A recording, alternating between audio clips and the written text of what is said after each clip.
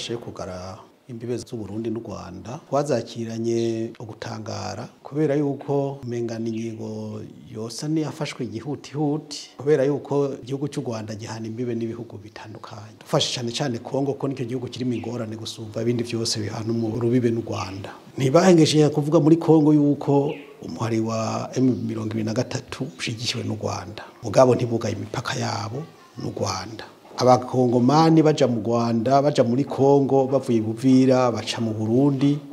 bakajabuka mu Rwanda kugira basubire muri Kongo iwabo hari za Bukavu uharuye rero abo bantu bose bacaho hantu ku Burundi duruhombo ko amafaranga bariha ku mipaka ayo duca tuyabura tureke n'ivyo umurundi yashoye ibintu mu Rwanda uharuye amafaranga yo mu Rwanda agaciro arafise akarusho ugereranije nayo aba yodandaje ngaha mu Burundi abo bantu kuvuga yuko nabo amikoro yabo arasha amera nkayagabanuka abarundi barabiranye n'abanyarwanda ahi Burundi turazi yuko hari abanyarwanda benshi bahavukiye imipaka yugawe urumva yuko abo bantu nabo nyene hari icyo bahomba mu migenderanire yabo nk'imiryango ku ruhande rumwe n'urundi ivyo umwe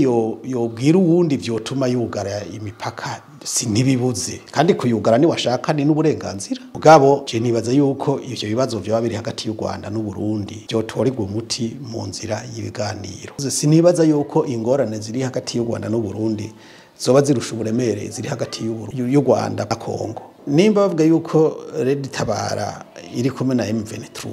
M23 ikabiri muri Kongo ngira ngo icyari kugawa yari bwa mbere yari imipaka ya Kongo n'u Burundi kuko nimba iyo mihari iri muri Kongo ntiyoza guca mu Rwanda kugira izi Burundi bifashe mu buryo bwa gisirikare nimba abo bantu borondera gutera u Burundi babashaka gukuraho ubutegetsi buri